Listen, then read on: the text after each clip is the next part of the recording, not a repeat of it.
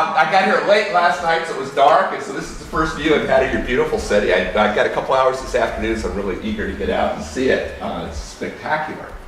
I've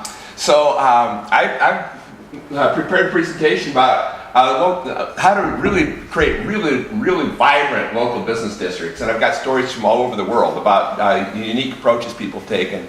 And my main message is, I found this sign in Australia, "The place to eat before we both starve," is about the symbiotic relationship between business and community, and about how they need each other and how they can support each other, and particularly about local business districts and how you can get things in local business districts that aren't possible in malls or big shopping centers. So I'm really excited that there's no sprawl here that I can see, that you really have a fantastic city and great potential for the business district. So I just wanted to share a few stories I've learned from other places, and then we can open it up. If you have questions along the way, I'd be happy to try to answer questions. So I think one of the things a local business district can provide is an identity to a place. That's where we often get our identity for our community, is the business district. Do you know the story of Bowles? Small town. It's on the way to Wellington. And it's one of those small towns that it's so small, people just drive through as quickly as possible to get to Wellington, because there's nothing to get them to stop in Bowles, right? So they try to think, well, to get people to stop, what's special about our town? What's our identity? And they said, well, we're named after Mr. Bowles, who was the pioneer, but let's take the animal as our mascot. So they put up a "Welcome to Bowles" sign, and they put Bowles murals all through the town.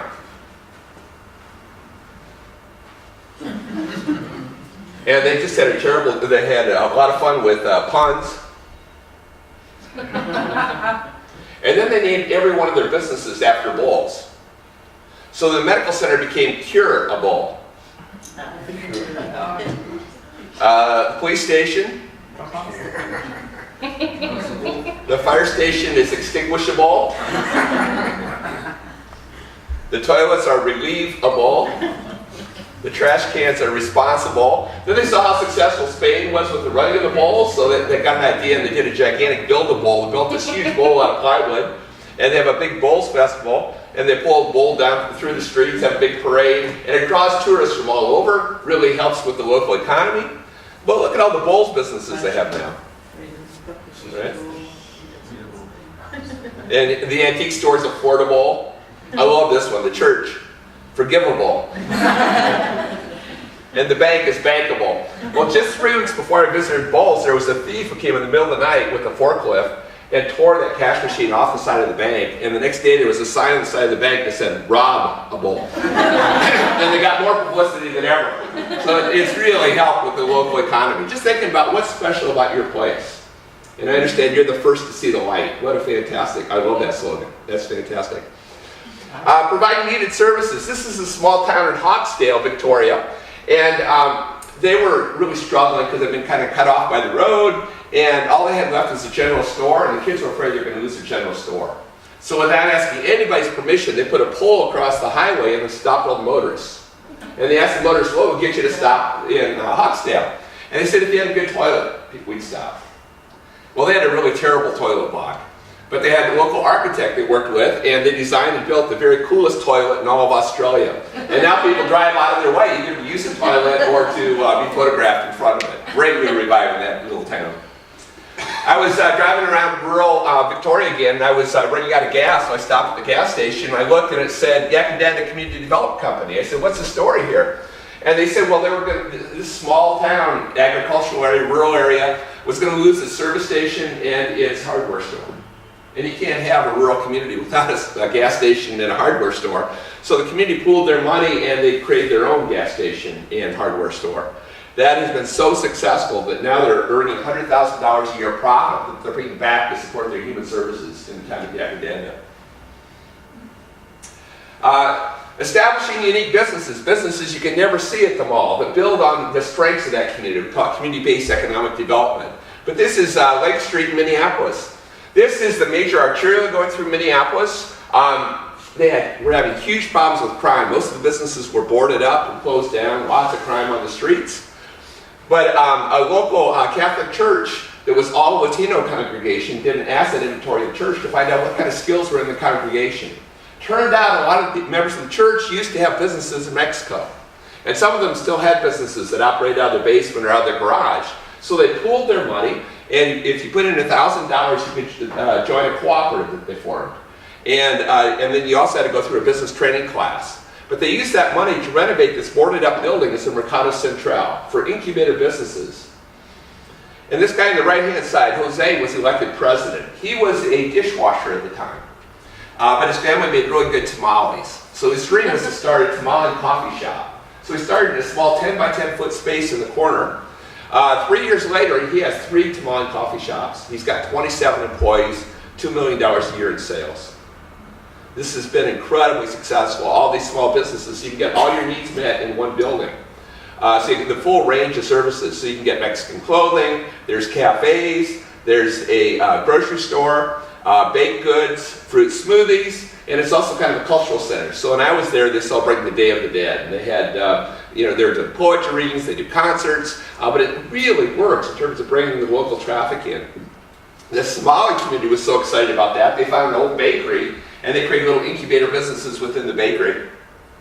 And then the old Collins building had been boarded up for years, an old hospital, historic hospital. They renovated that as a global market. And you go there, and there are businesses from absolutely all over the world. You can get a Swedish deli, there's a African crafts, but they're all from the neighborhood, because that's that neighborhood's strength, is it's got a very multicultural community. So it's about building your economy around the strengths of the local place. This is something that's being done increasingly, particularly in Canada and some in Brazil, where local business districts are creating their own currency. And it's got the same value as the national currency, but yet it can only be spent in your community. So I got to speak at the unveiling of millions of dollars, of Calgary dollars, in Calgary, Alberta. It's got watermarks. I mean, it's really cool money. Toronto dollars. And this is in Salt Spring, which is an island near Seattle. And they've got all kinds of artists there, so they're always coming up with new denominations of money. And lots of tourists come. So when tourists come, they often take this money home as souvenirs. But all the value stays on the island, because you can only, the island's the only place that recognizes that currency. So again, they use it to support their human services on the island. But it also really helps with the local economy, because that money can only be spent locally. Providing bumping places. I'm just a huge fan of community, and I believe that bumping spaces are the key to community. You need local spaces where people bump into the same person over and over and over again, because that's what community is all about. It's about building relationships, right? So you need those bumping places, and in many ways our local business district can provide those bumping places. The coffee shop, the pub, those places where you hang out. So this is a story from Lake Forest Park that was a strip mall in kind of a bedroom community just north of Seattle, and it failed. And Ron Scherer, who was the developer, had a great idea. He called it he started what he called third place books. And he created a bookstore, but it's got all kinds of community spaces in there. And the community was so excited because they finally had a place to come together. So there's performance stages, places to do book readings. They have giant chessboard. They have fantastic food in there. Authors come and do book readings and book signings. Darth Vader comes. There's kids, there's book readings for kids. There's all kinds of performances that happen. They have a stage. This is part of his business, right, in his bookstore. So it's a fantastic thing for the community, but it also brings people into the bookstore. It makes it an incredibly successful business. People really love those bumping places where they can get together with fellow community members. And then they started up a farmer's market in their parking lot on Saturdays. It's also been incredibly successful. I was in Alberta. I did some work with the group there, a very low-income neighborhood on 118th Avenue, right between two stadiums. Again, huge problems with prostitution, drug dealing. Most of the businesses were boarded up. The community residents came together and rented one of those boarded up storefronts and turned it into a coffee house. And so it's members of the community who are volunteers as baristas, but this has become the gathering place. So now there's musicians who play here. There's lots of artists in the community, so they have regular art shows there. But when I was there, they were planning 6 different festivals. There were people around 6 different tables planning events. So they had a big vacant lot, and they started up an arts festival. And people came from all over Edmonton, because it was sort of edgy art you couldn't get anywhere else. And then started attracting more businesses. So they got a skateboard shop that came. So then they did a winter festival, and they have they have hills where you can ski down. They've got ice sculptures. They do a dog-a-palooza. They do farmers markets. They do all kinds of stuff. And now that street is just incredibly vibrant. It's the place to go in Alberta. This is in Surrey. It just shows the importance of community bumping spaces. So this is Surrey, which is the suburb right next to Vancouver, British Columbia. And there's a SkyTrain that connects those suburbs. So this is right at their SkyTrain station, which is right in the heart of the business district. It's called the Wally Business District. And they had a bench where people could sit, that bumping space where people could sit and wait for the SkyTrain. Well, some of the wrong people were hanging out on the bench, and so the council's solution was, we're going to put a fence around the bench so those people can't get in. And it's what's happening too often, I think, these days, is that there's, wrong people are hanging out and the bench gets removed, or you put a curfew on the park, and really believe that the way to make a business district vibrant is to bring people in, not about how do we keep people out. So the business people said, this is kind of dumb. They try to get the city to change. And the city wanted to do it. Look, this poor guy needs a bench, right? Can't get in. So the business district, the business association started up a Free the Bench campaign. And they have an annual street festival in the business district there where they have a stage and they have all these booths. And on the stage, they put the bench on trial. And here's the local MP serving as a magistrate. And here's one of the business people testifying. And there was one witness after another. This guy says, I've known that bench all my life. And it's a good bench. And there was one character witness after another talking about the good character of that bench. And finally, hundreds of people are watching. And as a jury, they voted unanimously, free the bench. But the council still didn't listen. So they said, this bench looks kind of lonely. It needs some company. So they brought in all these chairs. They just had so much fun with it, kind of poking fun at the council. And then they created a park bench. And then they created a living room scene with a coffee table. They even had a television. I don't know how they got the television over that fence. And then they created Benchosaurus. But all this stuff just kept bringing more and more people into the business district because it was so curious. And it also really helped highlight how absurd this was to have this bench fence stuff. And then they put these origami cranes in, and they put up a sign showing people how to make them, and people left more and more cranes that they could put around the site. And then the bench was still there at Christmas time, so they put in a Christmas tree, they put in a fireplace. And finally the city relented and said, we're going to free the bench. And they invited everybody to come and help paint the bench. So people wrote little love messages to the bench. But it's really brought people back into that business district, just that activity coming from the community and the connection between community and businesses. This is in our Fremont neighborhood. Fremont has lots of artists, and I find that art is a fantastic way to strengthen business districts. Artists are so creative, so they got art everywhere. So they have lots of public sculptures. This one is called Waiting for the Interurban, where people have been waiting for the bus for so long, they've turned to stone. I don't know if do you know Peter King? He's with the Bank of Ideas out of Perth, so he's the guy who looks a little more alive on the right-hand side. They have a drawbridge coming into Fremont, so they put Rapunzel up in the drawbridge with her hair coming down to neon lights. They were really angry at city government at one point, and everybody else was out there just circulating petitions, testifying at council hearings. These guys simply erected a rocket, and they announced that it was aimed at City Hall. They declared themselves the Artists Republic of Fremont. They started issuing their own postage stamps. There was an old power station at the elementary school, and so they renovated it as a place where artists could work with other community members to make fantastic costumes and floats for the annual solstice parade. So they worked with neighbors, and they came up with these fantastic costumes. Just out of one neighborhood. And it just brings all kinds of people into the business district. I mean, there's over 100,000 people come to this parade. But just a unique parade you couldn't see anywhere else. Fantastic costumes and floats. But the parade is led by dozens and dozens of bicyclists wearing absolutely no clothes at all. Dozens of naked bicyclists.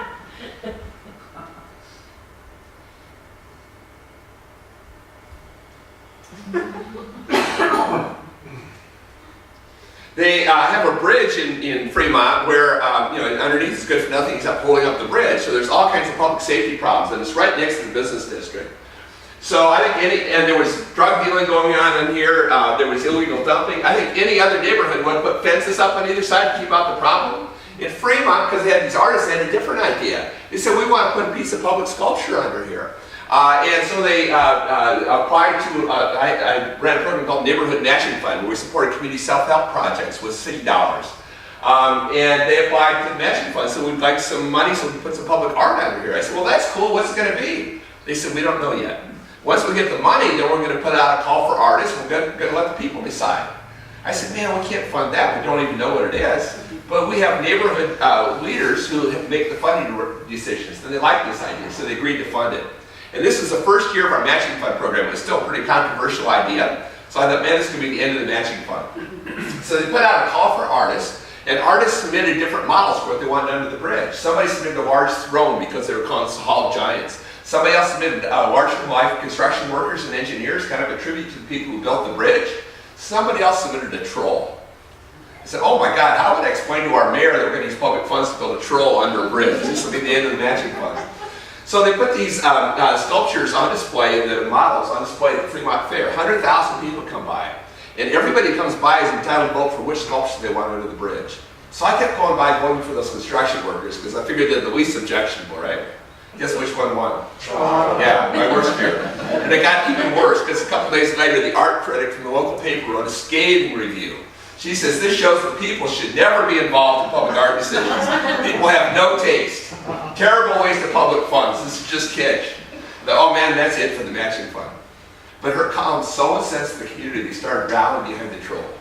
They started doing street dances to raise money for the troll. The kids wrote a troll rap. I went to the neighborhood one day, there were 10-foot-long footprints up and down the streets of Fremont. Like the troll had been walking through the neighborhood. So they raised the money to build the troll, here he is. That troll is so big, that's a real VW he's got in his hand. Sort of an environmental statement, like he lifted it off the top of the bridge.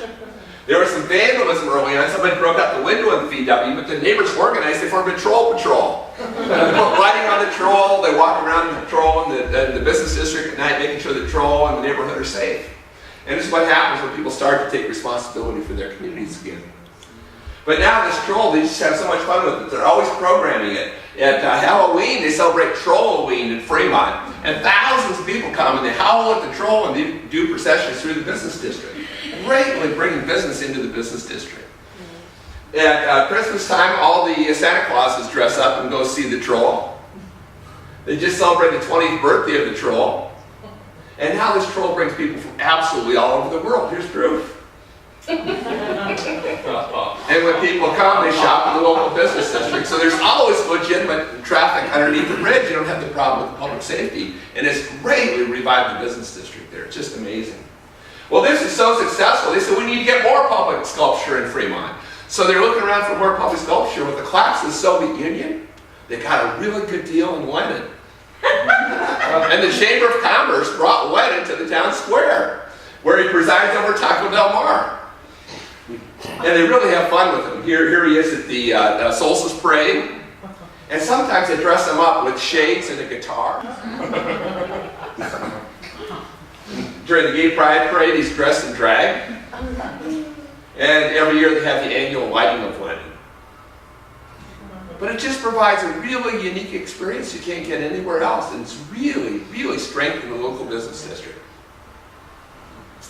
This is a story from my neighborhood, just about how you can move towards this change and how you can involve the community in the process. So this is our local business district. It was declared an historic district in the 1970s. My neighborhood's about 10,000 people, something like that. And soon after I moved in, though, our business district started to go downhill. I like to think it wasn't just because of me, that it was because of the mall and because of big box retail. But the same thing is happening to Main Street everywhere, is that we started losing our businesses from our neighborhood business district. We lost both our clothing stores, we lost our hardware store, we lost our furniture store, we lost our pharmacy, and as more and more businesses became boarded up, we got more and more crime, prostitution, drug dealing, gang activity. As we got more and more crime, most of the rest of the businesses closed. Finally, we lost our theater, and then we lost our supermarket. By 1995, we had hardly any businesses left in Columbia City. We actually had more business going on outside the stores than inside. So our neighborhood association said, we've got to do something about this. So they reached out to all the other networks they could think in the community. There was an African-American Baptist church a block from the business district. They were interested. There was a German Lutheran church a block in the other direction. They were interested. There was a school right in the middle of the business district, and they were concerned about the crime. So they said, we'll get involved. The Historical Association was concerned. So working through all those networks, we organized what we called a town meeting. And we had the largest space we could find, which was the Filipino restaurant in the business district. And we had a huge turnout, both because we worked through these networks, but also because we used the oldest trick in the world. We said, we'll give you free breakfast. Right? Worked this morning too, right? And we invited people to come with an idea for a project that would make Columbia City a better neighborhood again. And so people came with their idea, and everybody who had an idea got to stand up in front, present their idea for a minute or two. And then we wrote those ideas on paper in front of the room. And you know what happens, right? Everybody gets their dots, right? You put your dots on your favorite ideas, and we count up the number of dots, and we put it in a planning document, and then we never see it again. You ever been there? Right? So we said, that's not what's going to happen in this case, because this is our community process. So if you like any of these ideas, the only way they're going to happen is if you make it happen. So if you like this first idea, follow the person who suggested it right now and go over to the Baptist church, start working on it. You've got the rest of the morning. If you like this idea, go to follow the person who suggested it and go to the library, start working on it. Vote with your feet, go where your interest is. So many projects happened out of that first town meeting that we came back the next year to celebrate those projects and kick off another round. So I want to share some of what happened out of that. There was a block-long blank wall coming into Columbia City. It was an old dairy plant, and it was covered with graffiti, sending a really negative statement about our community. And so the local a man stood up and said, I just moved here from Mexico. I'm a muralist. I'll create a mural if everybody will help me paint it. So we had dozens of people on the scaffolding painting what we love about our neighborhood is multicultural heritage. Somebody said, we've got a Christian Science church that's been closed for years, boarded up. Let's renovate that and make it a multicultural center to surround our young people with the arts. So that brings people in for performances on weekends, and then when they come for performances, they go to the local restaurants, they go to the local retail. Somebody said, we're never going to get businesses into the business district unless we make it look better. It looks terrible. He said, I work for the Port of Seattle. I'll get them to donate a shipping container. We'll paint a mural on the outside, fill it up with cleaning equipment, and on the weekends, volunteers would come to clean up the business district. Somebody said, we still have a few restaurants left, but they're afraid to open up at night because of all the crime. They just serve lunch. So let's give people a reason to come out en masse on a Friday night. We'll get different ethnic music in each restaurant. People go from restaurant to restaurant and listen to music. He called the idea beat walk.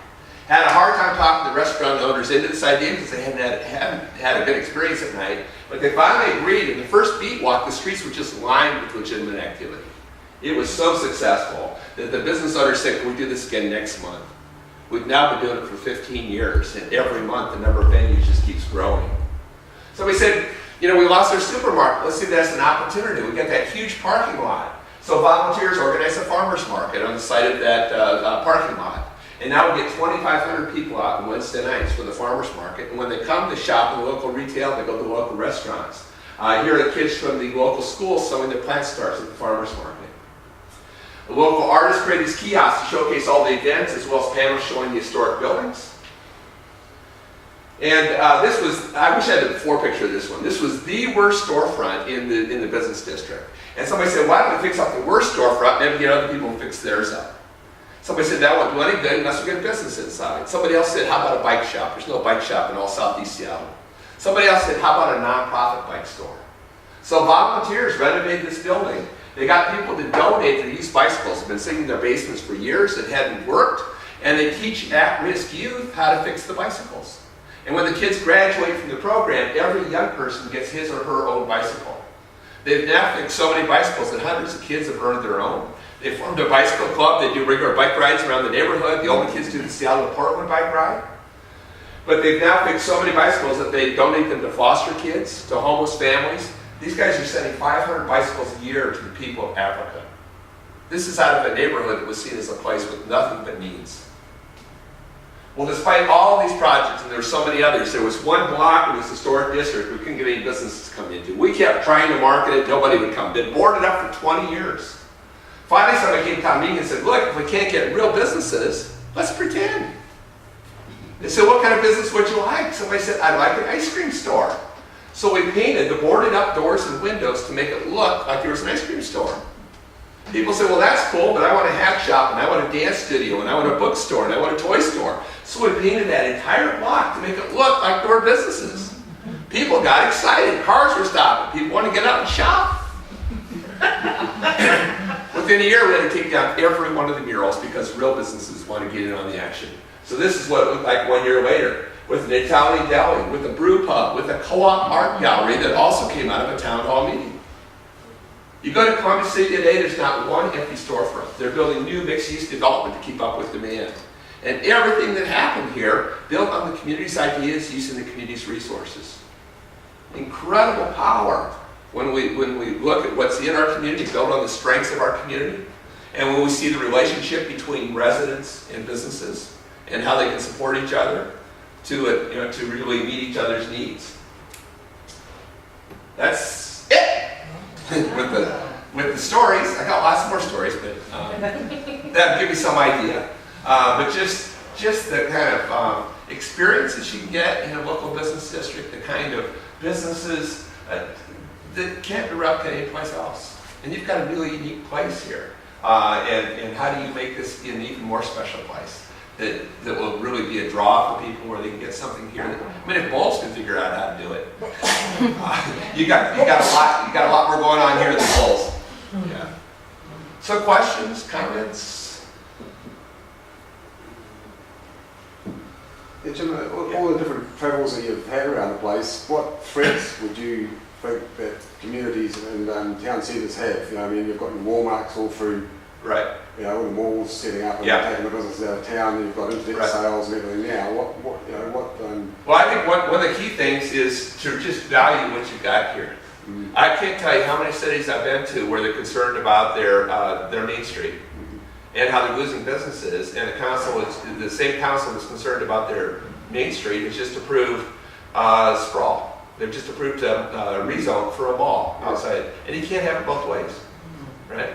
So part of it is about how do you really prize what you got here and make sure you don't get that sprawl, right? And I see a return to main streets everywhere I'm going now. People are starting to realize that that is really key to their communities. That people, it used to be we'd live, learn, work, play all in the same place, and then for a long time we were creating single-purpose places, bedroom communities where people go to sleep, and then malls where people go to shop. And you can't build a community like that because you don't bump into the same people. Your life's too disjointed. So people are really starting to revalue that idea about live, learn, work, and play all in the same place, and really seeing the business district as an important part of that. And I think the key has been thinking about what kind of experiences and what kind of businesses can you get in a business district that can never be replicated in a mall, because a lot of people are stuck with malls, right? So how can you get an experience in your business district that would be very different than a mall? So you've got unique character of the buildings, you've got unique businesses, festivals, art, unique experiences that you never get out at the mall. I think the local food movement's been huge in terms of helping to revive a lot of business districts. Fantastic local restaurants, co-ops, grocery stores, wine, just all that kind of stuff, the experiences you can get in the local business district. Art has been fantastic in terms of reviving a lot of business districts. But think about what's special about your place and build on that. Does that help? Jim, a lot of the time to get a cohesive or cohesion on a lot of projects in the city centre, you need buy-in from the business community. A lot of the time that's hard to get people to work together on a certain something that may that could be seen as a benefit to them, but some of them don't see it that way. How do you go about tackling that issue of trying to get people together? And it's the same way I tackle any kind of planning effort. Is if it's developed by the community, if it's your idea, you're going to make it happen. If the idea is coming from the outside, no matter how good the idea is, there isn't going to be that kind of ownership. There's often suspicions. There's and so the key to me is about how do we do work that is more. Here you've got a whole community-led development movement that's happening across this country of New Zealand. And to me, that's the key, is how do you put the community back in the lead? And how do you bring businesses together to help create that vision for your business district, for the center city? And how do you also involve the residents? Because in many ways, this is their neighborhood too. It's great. They should identify with it. And the more people own that, the more they're going to make it happen. That's what happened in Columbia City. That plan never would have happened if our city government had come in and said, we got a plan for you. It happened because it was the community's ideas, and it never would have been that creative. Right? It wouldn't have been creative at all. And good people, I'm not putting down people in council. I mean, they do really good work, but they aren't, creativity isn't always their strong suit. And just being able to tap all those resources. So all those projects that happen in Columbia City, so many other places, all happen with community resources. Didn't have to look to government or other places. People just did it themselves because it was their idea. There's a lot of untapped resources in our communities. And a lot of it's about how do we build those relationships. It's fantastic. You've got such a strong business association here. I think that's the key is really developing those relationships. So people aren't just in it for themselves, but they're seeing how their interests are tied to everybody else's and working more as a community. But it also encourages you to think about how does the business association relate to all of the other ways people are organized in Gisborne. So that you're really, so they see, so that they're also actively involved in the business district and see themselves there and have a voice there and feel some sense of ownership of it as well, so they can help make events happen and make it a really special place. It's all about ownership and about,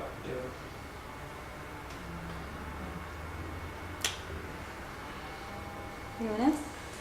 On the mall issue and the planning things, the sort of council and have argued, debated with my colleagues about whether we should be sort of proactive in planning to restrict the development of big box retail and that kind of stuff. And they're like, no, we can't stop that. If it's gonna come, it's gonna come, and if it's not, then it's not. And it's not our role to sort of determine whether or not we can have big box retail in Gisborne. Are you saying don't worry so much about the planning rules, just get on with building a great vibrant town and then it won't happen? Or No, I'm saying both.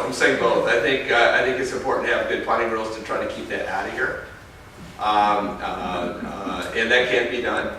You can restrict the size so you don't get the big boxes, so you get the small businesses. You can not zone areas right outside the city, try to keep the density within Gisborne rather than having sprawl, which is better for the environment. I mean, there's lots of good reasons to do that. But if you do end up with it, I wouldn't give up. I'd also, I think the other strategy is how do we really make the downtown an experience that you couldn't replicate somewhere else. But I think it's both. There's only so many customers, right? And if you build a mall and big box, some of the customers that are coming downtown will be out there. and I guess you've got examples of towns and cities that have got good policy around that. Yeah. There's a lot around a lot of focus these days about growth management. Just how do we keep growth focused around a commercial area, around the business district, because that's the way to make public transit work. That's build housing around it so you have immediate customers, so it's walkable, so people can just walk over to local businesses. It's a great strategy for the environment, and it's a great strategy for business, I think.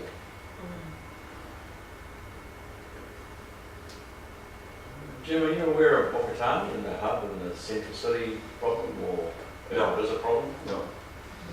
Where's that? Just a couple of hours. Okay.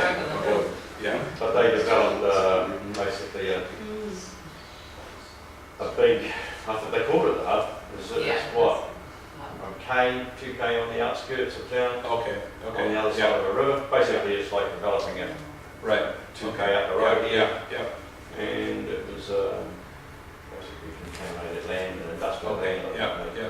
Some developer came in with all the big names, Yeah. and I'm just wondering how it's affected the in a city.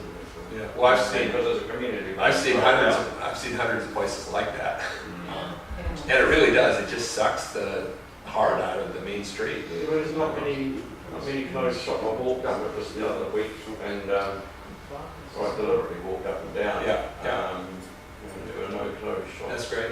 That's great. In the city, which I was quite surprised at. So I think the strategy again there No is charge for parking either. No charge for parking in Bokatani. No $2 charging. No, there's no charge, it's all free, no charge. There wasn't no Yeah, charge. free, that's why. I'm right, yeah. It's free parking. It's also, I mean, really, it's about also that unique experience you can get that you just can't get at the. You go out to the mall and you know all the stores you're going to see. Yeah. And a lot of it's about how local government works with you as well. We developed a whole program, a set of programs in Seattle about how do we really make it a partnership between local government and the community, recognizing there's a role for government, but there's also a strong role for community. So we started up this matching fund program, and we're doing over 5,000, we've done over 5,000 community self-help projects over the past 25 years. And a lot of them involve local business districts, just, creating new street fronts, new public art in the business district, starting up farmers markets, just community projects where the community matches with volunteer labor, the city's match of cash in support of a community project. So, doing new parks, new playgrounds, public art, metabank facilities for community use. Just lots of untapped resources in our communities, and they could really be put to use to strengthen our business districts. You mentioned farmers markets, and most areas where farmers markets have actually moved more into closer to the city centre, has it made the whole scenario a lot more successful? Oh yeah. Yeah, we have the big farmers market in Seattle, Pike Place Market. You've probably seen that on television with the throw the salmon. And so that's been around for a long time. That's really helped downtown. But now we've got about 18 farmers markets in Seattle. We've got about 600,000 people, but each neighborhood has its own farmers market. And that, again, just those activities really bring people into the business district, right? Again, experience, there's no farmers market at the mall. Just get an experience, and it's also a place where you bump into your neighbors. I go there and just see all my neighbors when I go there. I get so excited talking to people, I often forget to buy my groceries. I did that a couple times. I was talking, turned around, and all those stalls had closed, and I had to go to the supermarket and pick up the groceries. Farmers markets are huge.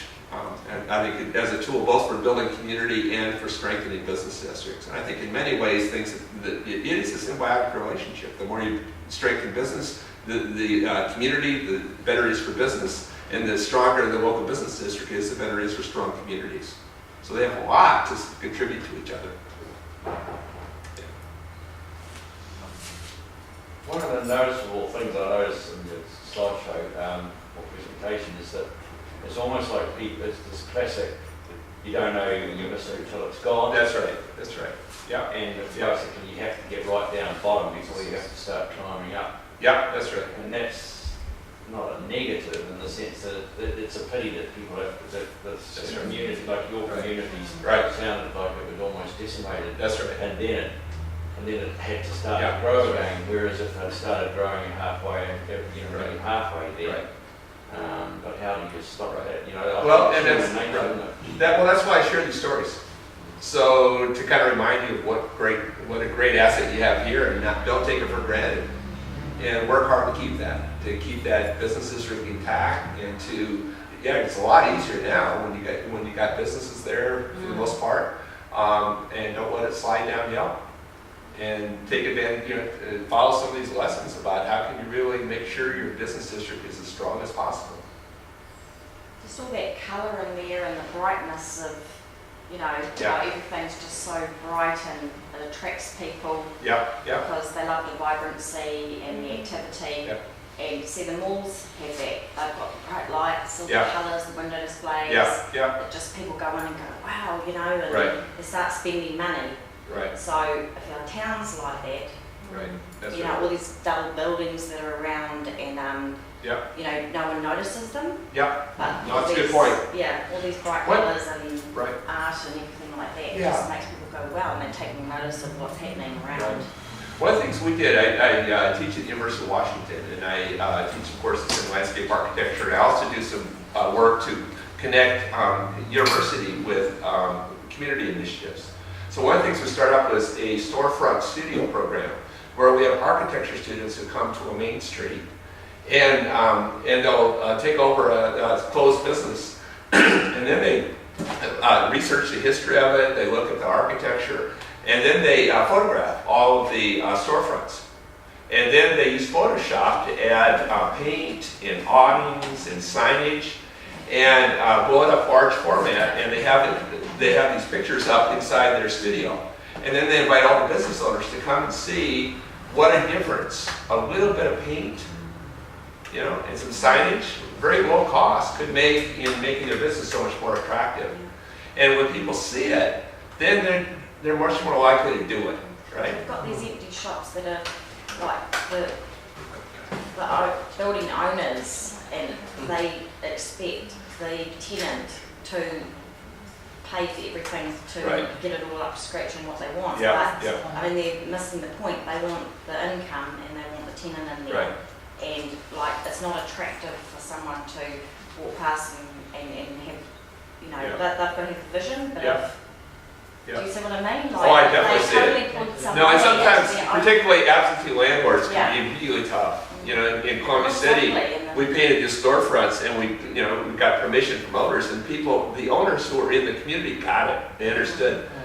We had a really hard time working with some of the absentee landlords that lived on the East Coast of the United States, and a couple of them never came through. We couldn't even get a hold of them. And then we finally said, God, they're going to know.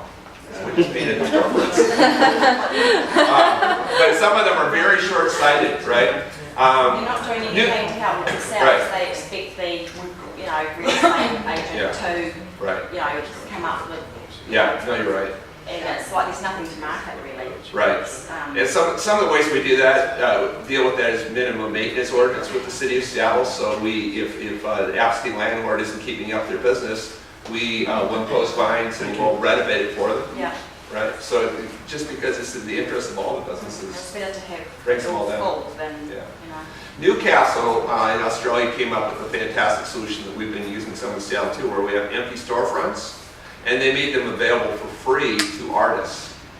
So artists come in and do really cool studios, they do really cool experiences, and they know they're just there for a short time. But the idea is to just bring some business, some vitality back to that business and business district, and then other people see activity happening there, and then they want to get in on the action, so then people come and rent that space, right? But as long as it's vacant, why not utilize it?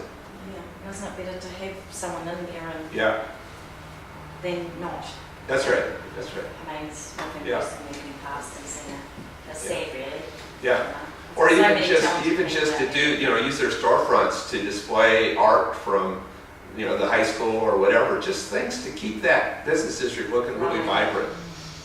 It's really important, because when you start getting those missing teeth, Yeah, then people don't keep walking down the street. yeah, when the Right? block's full, Yeah, just tend to that's stick right. to that block and. That's right. Yeah. And it's about doing, all the old strategies about, there's It's graffiti, like you the paint it mall, out as soon as it comes, it's Shop's just, full. it's because it's like you're all in this together. If businesses, if places start getting boarded up, they don't look good, it reflects on the whole business district, your image. But talk about bright and vibrant. I mean, if we can make businesses look exciting in Seattle, where it's usually gray, you guys have a lot more opportunities. Yeah, it's stunning out there. Yeah. There's no excuse for having dull-looking businesses in this city. Yeah. Anyone have any other questions? Jim? Just on that, I've been talking to Ken from Heart of Gisborne about working with council on some of those empty shops and Yeah. making them available for startup businesses That's for great. That's for a great. set period, Yeah. for 3 months or 6 months. Yeah. So they're sort of set up, and we do a deal with the landlord and get some support for that. But it gives people a bit of a leg up, and then when they've got a chance to prove themselves and some lower overheads, they can either keep going or let someone else in. That's fantastic. That's great. We did it, we have in the city of Seattle, we're a much larger city, 600,000 people. We started up little city halls where people could do business with government right in their own neighborhood. So we started up 13 of those, and we put them in neighborhood business districts. And we put them in neighborhood business districts that were struggling. And we were often the anchor business in those business districts. You get 50,000 people a year in those little city halls. So we used those to revive business districts. And then once the business district was revived, then we'd move the little city hall to another neighborhood that was struggling. So council can play a real role. There's, It's a real opportunity to do that at the moment with the state of our current building. Yeah, or little storefront offices for police. I mean, there's all kinds of roles that could be, that you can use those small businesses for. Ron Scher, the guy started up Third Place Books, got local council to come in with the library right as part of his complex. Community college came with some classes. So there's a role for government too in helping to think about how you can refine. Well, Jim, public spaces. Most successful town centres have a good public space where you can have events, and that's right. And I believe that's what we lack here, but actually. Okay. Yeah. But in city centres where there hasn't been a public space and there's one installed, the transition must be huge. Yeah. And what you can achieve by bringing more community events into that city centre. Yeah. It's also about being creative. I haven't had a chance to get through your town, so it's kind of embarrassing talking about when I haven't seen it. But even if you have a vacant lot, it's like seeing that as an opportunity. You know, how could you create a little pocket park there, create a space for events? That's what they started doing in Edmonton, in the 118th Avenue, incredibly successful. So turning problem properties into great opportunities. Or, there's places that close down their main street for, a Sunday or for a certain period of time to have big festivals. That's another strategy. But just how do you use what you got? And really think creatively about how, because you're right, having those bumping spaces, having those gathering spaces are really key for a business district. So think about how it might work here. Well, I meant to put my email up there. My email is just jimdiers@comcast.net. So it's just JIMDIERS@COMCAST.net. So if you have more questions, if you're looking for resources, love to stay in touch. So just thanks for coming out this morning, and can't wait to get out and see your businesses. Thank you.